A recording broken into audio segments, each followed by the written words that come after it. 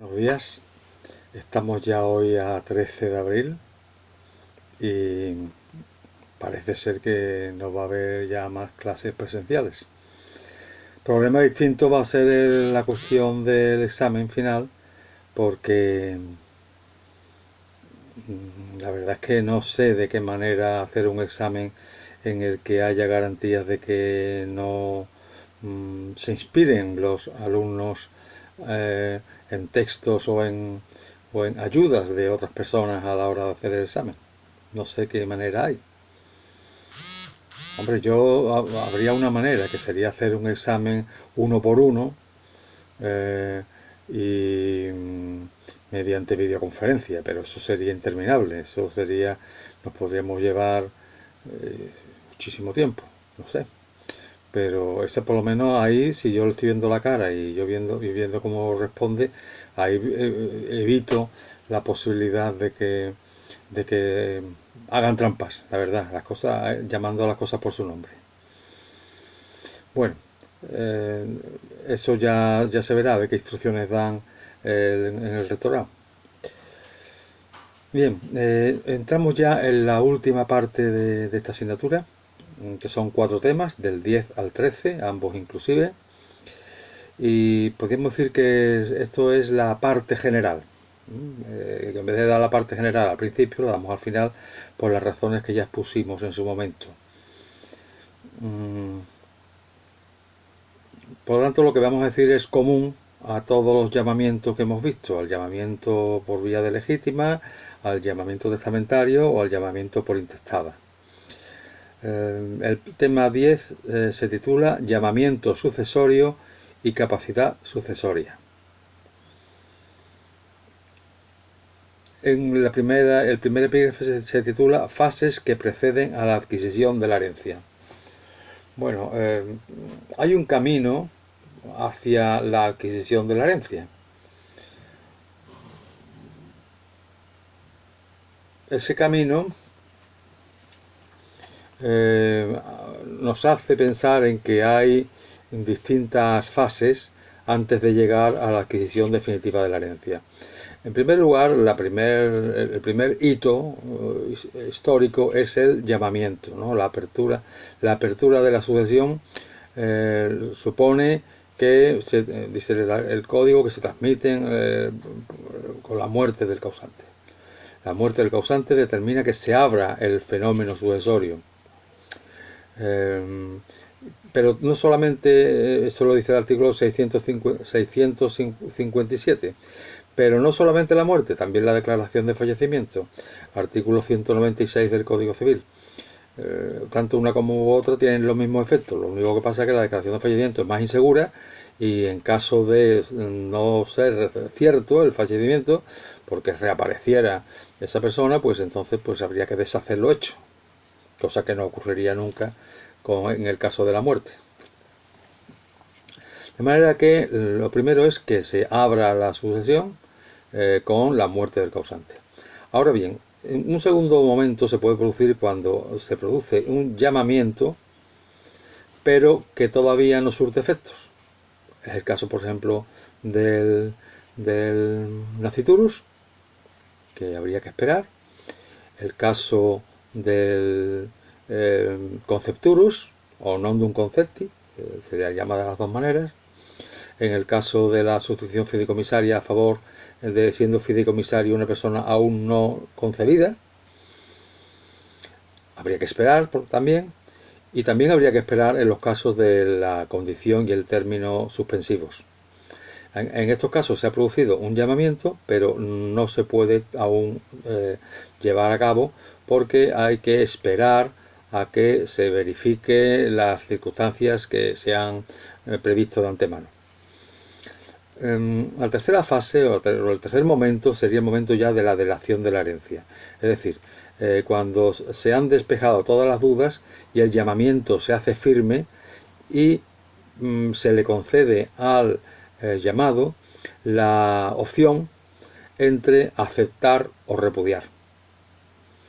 Esa opción que tiene el llamado es lo que se denomina el ius delationis. Se dice que una persona tiene el jus de lationis cuando tiene la opción entre aceptar o repudiar. No la tiene en el caso que ya veremos en su momento de la aceptación, podríamos decir, forzosa. Por hacer, digámoslo en palabras vulgares, por hacer trampas. Entonces el que juega de mala fe, pues pierde el derecho de repudiar. Y la ley le obliga a aceptar, o sea, lo convierte en aceptante. Pero salvo ese caso, en todos los demás supuestos, el llamado puede elegir entre aceptar o repudiar.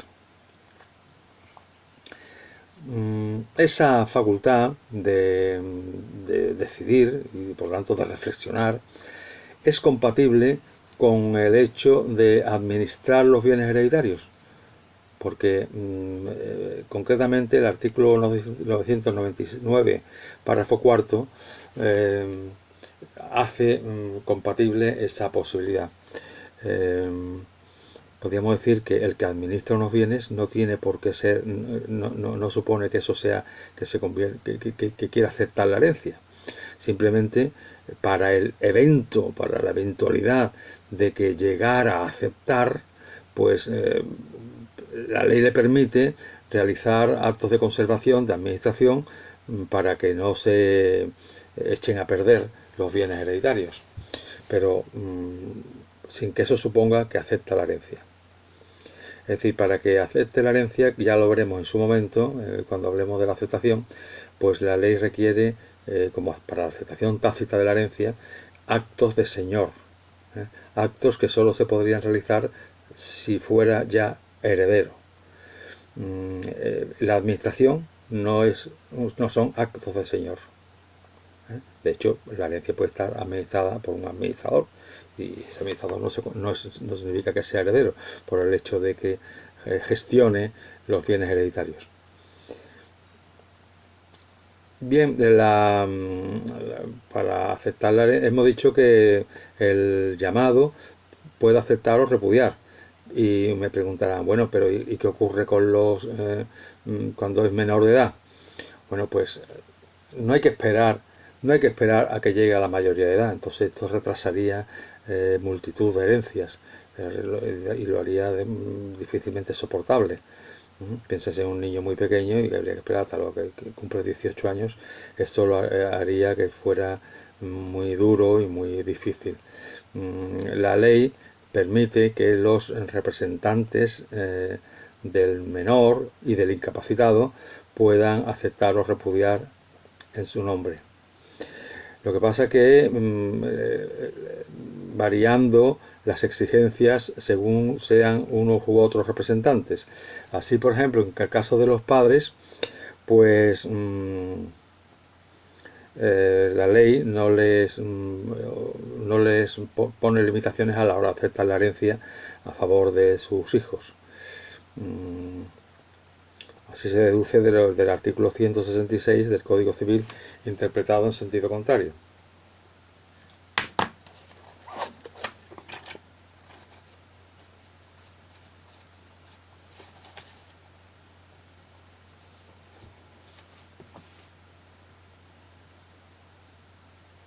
Se dice en el párrafo segundo que los padres deberán recabar autorización judicial para repudiar la herencia o legado deferidos al hijo. Eso significa, en su contrario, que pueden aceptarla sin necesidad de esa autorización judicial. La aprobación judicial se requiere para la repudiación, pero no para la aceptación. Y en cuanto a los tutores, en el caso de incapacitación, pues el artículo 271.4 exige la autorización judicial para que puedan aceptar la herencia en favor de sus representados, de los tutelados. Pasamos al segundo epígrafe, concurrencia de delaciones. Bueno, esto va a ser muy breve. Es posible que una persona sea llamada no solamente de una manera, sino por varios, por delaciones de distinta procedencia. Por ejemplo, piénsese el caso en que una persona es llamada por vía testamentaria, pero el testamento no contiene disposiciones que se refieren a todos los bienes del causante, sino solamente a una parte de ellos, con lo cual jugarían las normas de la sucesión intestada. Y ahí podría ocurrir que fuera llamado por sucesión intestada la persona que también había sido llamada por testamento. Y entonces, pues bien, tenemos un caso de una doble delación. También, aunque no es un llamamiento propiamente dicho, pero la ley confiere el derecho a recibir la legítima, y eso también hace que una persona pueda concurrir a una herencia pues en concepto de legitimario, en concepto de heredero, por testamentario e incluso por intestada. Todo eso podría ocurrir. Puede haber varios llamamientos, o sea, pueden ser coincidentes. El problema es, bueno, ya hemos visto cuál es la jerarquía, eso lo vimos en el tema 1. Lo primero que hay que atender es a la legítima, lo segundo al testamento y tercero a la intestada. Hay un artículo, que es el artículo 1009, que dice: el que es llamado a una misma herencia por testamento y ab intestato y la repudia por el primer título, se entiende haberla repudiado por los dos. Repudiándola como heredero intestato y sin noticia de su título testamentario, podrá todavía aceptarla por este. Bien, este es el caso en que una persona es llamada por dos vías, y nos dice la ley que si en caso de que la concurrencia sea entre la vía testamentaria y la vía intestada, si repudia por la vía testamentaria, la ley supone que repudia por la vía intestada, porque la vía testamentaria normalmente la habrá dejado más de lo que le dejaría la intestada. Entonces se supone que si tú tú rechazas lo más, también estás rechazando lo menos. Sin embargo, no ocurre lo mismo a la inversa. Si se repudia por la intestada y luego se conoce, y después de repudiar la intestada, se conoce, se tiene noticia del llamamiento como sucesor testamentario, todavía podrá aceptarla por este llamamiento. Eso es lo que nos dice el artículo 1009. Bien, todo eso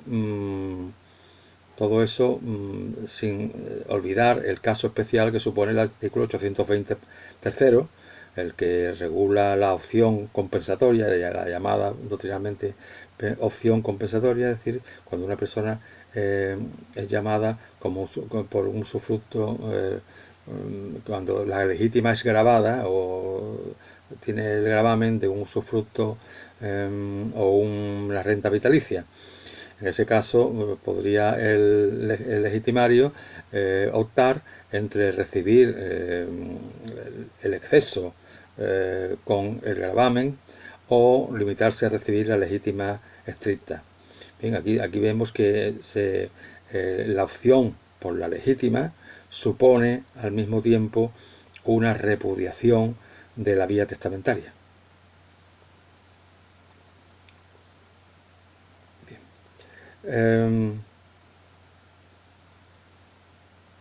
Nos dice ahora el tercer párrafo, el tercer epígrafe del tema sería formas especiales de cubrir la falta del primer llamado. Bueno, aquí la falta del primer llamado, cuando decimos falta del primer llamado, nos estamos refiriendo al caso en el que una persona no quiere o no puede ser heredero. No quiere, es el caso típico de la repudiación. No puede, porque hay circunstancias que le impiden alcanzar esa posibilidad, como es el caso de la desheredación, el caso de la indignidad o el caso de la premoriencia, el que muere antes que el causante no puede aceptar o repudiar.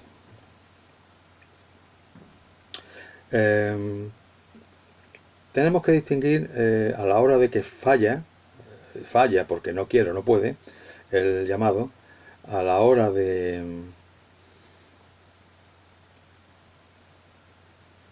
suplir ese fallo, esa falta, la ley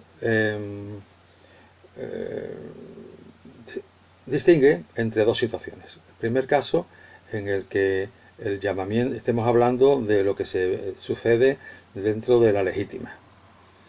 Bien, pues cuando esto ocurre dentro de la legítima, habrá que distinguir a su vez entre repudiación y los demás casos. Y en caso de repudiación, ya hemos visto que el que repudia para sí, para su estirpe, luego entonces no puede jugar el derecho de representación, no puede, al que falla no le sustituyen sus herederos, y como no puede jugar, podríamos decir, la extensión vertical, no se puede extender verticalmente, entonces juega la extensión horizontal y jugaría lo que se llama derecho de acrecer, que veremos en la segunda parte de este tema, en el que llamaremos tema 10, parte 2, el derecho de acrecer.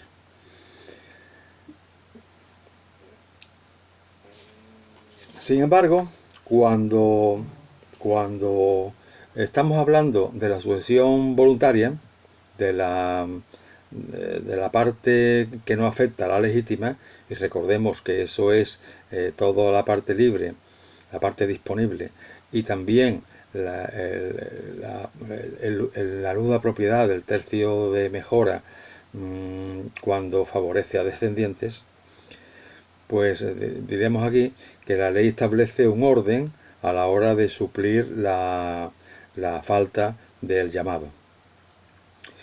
Así, concretamente, el artículo 986 dice: en la sucesión testamentaria, cuando no tenga lugar el derecho de acrecer, la porción vacante del instituido, a quien no se hubiese designado sustituto, pasará a los herederos legítimos del testador, los cuales recibirán con las mismas cargas y obligaciones.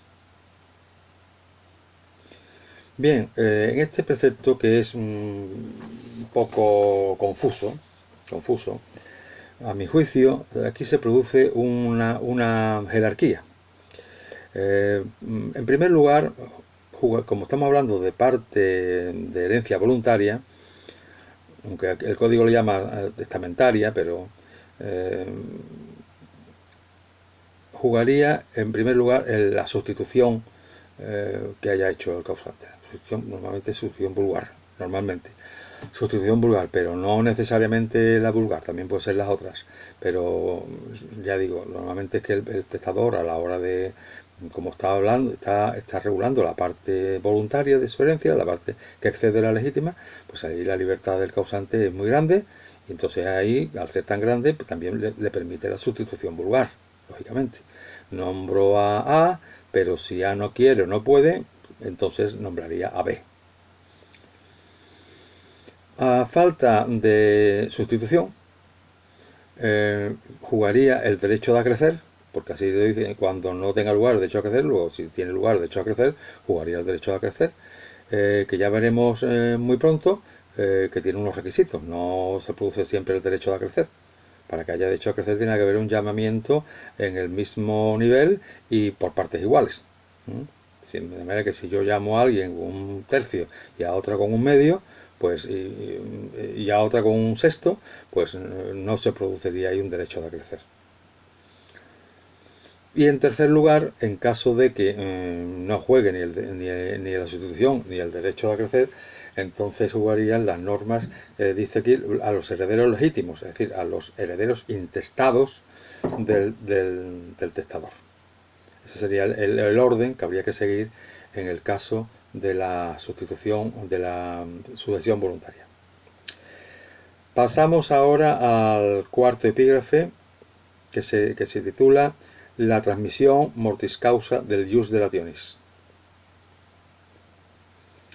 Bueno, ahora vamos a ver, a partir de ahora vamos a ir al resto de la clase, al resto de la clase de hoy, a hablar de tres maneras de suplir la falta del llamado. Pero que se difieren entre ellas, porque el primer caso es la transmisión mortis causa del ius delationis, que vamos a ver a continuación. Pero después vamos a ver derecho de acrecer y el derecho de representación, que también son maneras de suplir la falta del primer llamado. En cuanto a la transmisión mortis causa del ius delationis, se refiere a un caso muy concreto, muy específico, y es cuando fallece el llamado después de fallecer el causante. Es decir, el causante fallece y deja llamados. Y uno o el único llamado, ya cuando tiene ya la posibilidad de ejercitar el ius delationis, aceptar o repudiar, uno puede aceptar o repudiar a partir de la muerte del causante, pues antes de pronunciarse, antes de ejercitar el ius delationis, fallece a su vez. Y entonces al fallecer deja sin resolver el problema de si se aceptó o se repudió su parte, la parte de herencia que se le había deferido a ese llamado que fallece posteriormente, repito. Bueno, pues esto lo resuelve de una manera estos artículos que me gustan tanto, que son artículos que en muy poco espacio se resuelve un problema que tiene cierta enjundia. Así debería ocurrir en más ocasiones. Pues dice el artículo 1006. Por muerte del heredero, sin aceptar ni repudiar la herencia, pasará a los suyos el mismo derecho que él tenía. ¿Qué derecho tenía él? El ius delationis, el derecho de aceptar o repudiar. Pues pasará a los suyos, a sus herederos, el derecho que él tenía. De manera que aquí nos dice el código, en el 1006, que si una persona fallece después que el causante, pues sin haber aceptado ni repudiado, entonces transmite, por eso se llama la transmisión del ius delationis, transmite mortis causa, porque es por su muerte, transmite el ius delationis a sus propios herederos. Herederos pues, herederos en el sentido, sí, no intestados, sino herederos, ya sean testamentarios si los hay, y intestados si no hay testamento.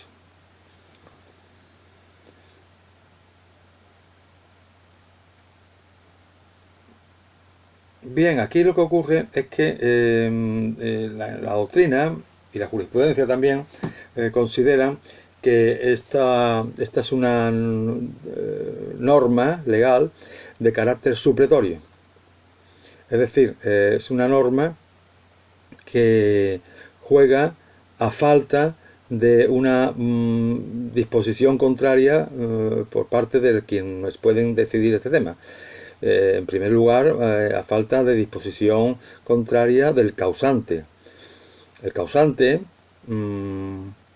puede, no, eso no lo impide el 1006, el causante puede decir, oiga, si el llamado fallece antes de ejercitar el ius delationis, entonces ocurrirá esto, por ejemplo, estableciendo una sustitución.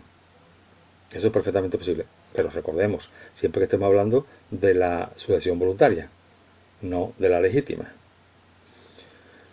En el caso de la legítima, jugarían las normas especiales de la legítima. En el caso de la sucesión voluntaria, la voluntad del causante podríamos decir que sería la que tiene mayor rango. ¿Y qué ocurre? ¿Puede el llamado que no ejercita el ius delationis a su vez prever lo que ocurrirá si él fallece sin ejercitar el ius delationis? ¿Puede organizar su propia sustitución? ¿Quién le sucederá?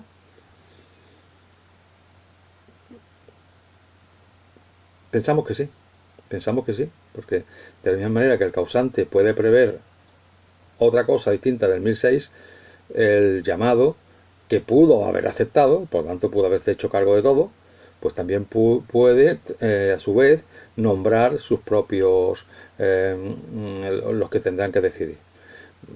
Esto normalmente ocurrirá cuando ha nombrado herederos, pues son sus herederos los que tendrán que decidir.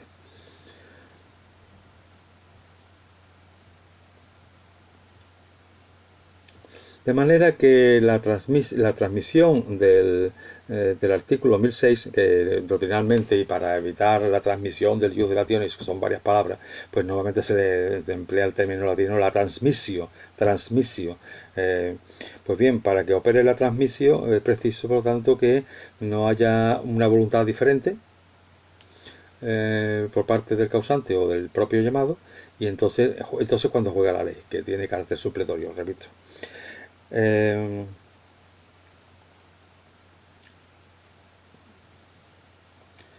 Aquí lo que ocurre es que se llama el transmisario, el transmitente sería el fallecido, el transmisario ocuparía la entera posición que tenía el transmitente, el heredero fallecido. Es decir, se subrogaría en la situación que tenía, y por lo tanto, si tiene un plazo, pues le falta el mismo plazo para ejercitar el derecho que le faltaba al transmitente. Tiene las mismas posibilidades, puede pedir, aceptar o repudiar, aceptar el beneficio inventario o pura y simplemente, puede ejercitar el derecho de deliberar, por lo tanto se ocupa esa misma posición, se coloca en su lugar y con los mismos plazos que le faltaban al transmitente para cumplir. Y para terminar este epígrafe, bueno, la transmisión ha dado lugar a muchísima y enjundiosa doctrina, pero que no tenemos ocasión ahora de desarrollar. Nos vamos a limitar a comentar por encima el artículo 1006, que hemos dicho ya lo más esencial. Pero nos queda todavía una pregunta. Está hablando el artículo 1006 de herederos, pasará a los suyos, a sus herederos. ¿Qué ocurre con los legados? ¿Y si un legatario fallece antes de aceptar o repudiar el legado? Bien, ya sabemos que hay una teoría, una interpretación literal del Código Civil que obviaría este problema. Diría, pues no hay nada que decir, porque como el legado de cosas ciertas y determinadas, propia del causante, se transmite ipso iure con la muerte del causante al legatario, pues entonces aquí, si el legatario muere antes de aceptar o repudiar, no pasa nada, puesto que como adquirió el bien, pues a su vez ya ese bien integrará su patrimonio y ese bien pues ya será repartido por los propios sucesores de ese legatario. Bien, esa es una interpretación literal, pero ya dijimos en su día que no estábamos de acuerdo con esa interpretación literal, desde el punto y hora en que el encargado de pagar el legado puede negarse a la entrega por diversas razones. Uno porque infringe la legítima, otra porque no hay parte de la herencia de donde pagar ese legado, por ejemplo un legado que hay que pagar con cargo a la parte disponible, pero que ha sido dispuesta totalmente a favor de una donación, con lo cual no queda nada de la parte disponible, y ese legado, aunque esté previsto en el testamento, no se puede entregar. Bien, por lo tanto, cuando se recibe, cuando hay un legado, no se aplica el artículo 1006. No son los herederos del legatario los que tienen que decidir entre aceptar o repudiar el legado, sino que juega mejor el artículo 889, párrafo 2, que se refiere a la repudiación, y dice que si hay varios herederos del legatario, unos podrán aceptar la parte que le corresponde del legado y otros podrán repudiarla. Es decir, que podríamos decir que se transmite la facultad de aceptar o repudiar a los herederos, pero no en conjunto, sino individualmente. Cada uno de ellos, a su vez, tendrá ese ius dilationis, pero sin que tengan todo que ejercitar a la vez y en el mismo sentido ese ius dilationis. Bien, con eso terminamos esta primera parte del tema y a continuación empezaremos ya a hablar de la segunda.